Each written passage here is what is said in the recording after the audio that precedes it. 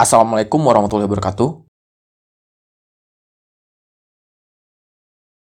Mesin 2 tak adalah mesin yang menghasilkan daya pada setiap dua langkah piston, atau satu putaran kruk as. Dalam dua langkah piston, terjadi 4 proses sekaligus di ruang bakar. Ketika piston bergerak ke titik mati bawah, terjadi langkah pembakaran yang menghasilkan power, lalu piston akan terus turun melewati exhaust port, dan sisa gas buang akan bergerak keluar karena perbedaan tekanan. Selanjutnya, piston akan terus turun membuka intake port dan memasukkan udara dari kruk as. Lalu langkah kompresi terjadi ketika piston bergerak kembali ke titik mati atas. Sementara, mesin 4 tak menghasilkan daya pada setiap 4 langkah piston, atau 2 putaran kruk as. Dengan urutan hisap, tekan, kompresi, dan buang, masing-masing langkah pada mesin 4 tak berjarak 180 derajat putaran kruk as. Mesin 2 tak memiliki kelebihan utama berupa daya yang lebih besar, karena langkah pembakarannya terjadi pada setiap putaran mesin.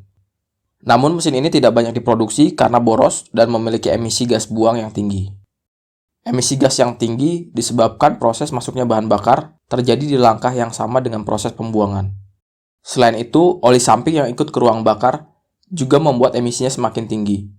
Udara dan bahan bakar yang masuk ke ruang bakar akan membilas sisa pembakaran dan dapat ikut terbuang bersama sisa pembakaran.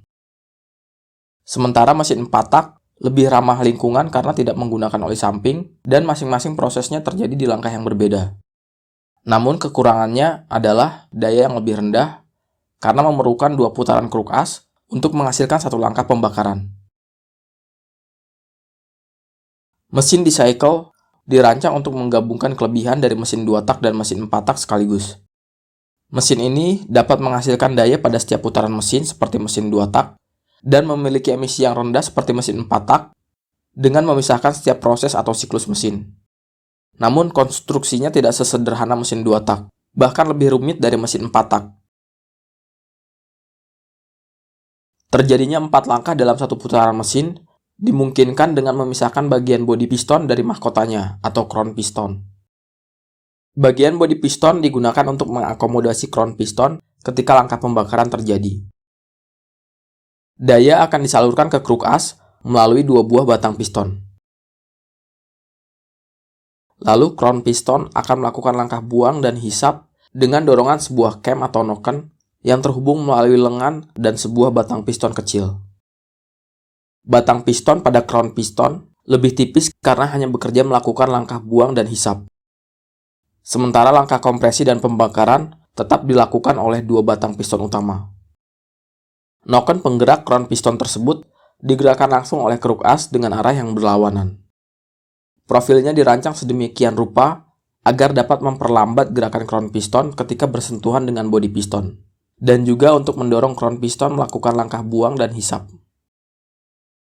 Jika 4 siklus terjadi dalam satu putaran kruk as atau 360 derajat, maka seharusnya setiap langkah terjadi selama 90 derajat putaran kruk as.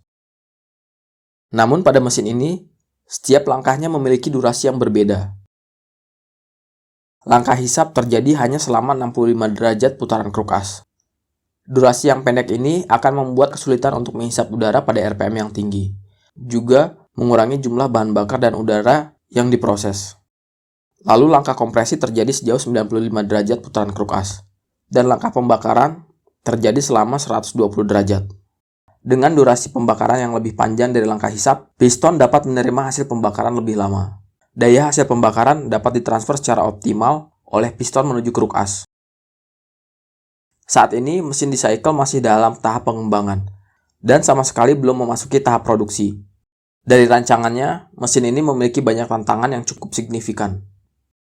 Misalnya pada langkah hisap, ketika crown piston kembali ke titik mati bawah, untuk bisa bergerak dengan cepat, tidak dapat mengandalkan gaya gravitasi saja, tapi juga memerlukan per yang mendorong kembali lengan untuk mengikuti profil noken pendorong crown piston. Masalah yang lain adalah penggerak katup di kepala silindernya, yang putarannya akan sama dengan putaran kruk as. Sementara pada mesin 4 tak biasa, noken asnya berputar 2 kali lebih rendah dari putaran kruk as. Hal ini membuat sistem bukaan katup pada mesin D-Cycle dapat mengalami floating pada RPM yang jauh lebih rendah dari mesin 4 tak biasa. Hal ini sangat membatasi mesin untuk bekerja pada RPM yang lebih tinggi. Tantangan yang ketiga adalah daya yang terbuang untuk menggerakkan lengan batang piston kecil melawan per pendorongnya.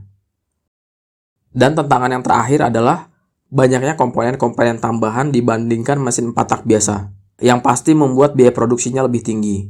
Masih perlu dibuktikan lewat berbagai pengujian. Meskipun demikian, pengembangan yang dilakukan oleh Yan Engine ini perlu diapresiasi sebagai usaha untuk memberikan pilihan alternatif dari mesin 2 tak yang lebih ramah lingkungan, dan juga sebagai usaha untuk memperbaiki daya pada mesin 4 tak.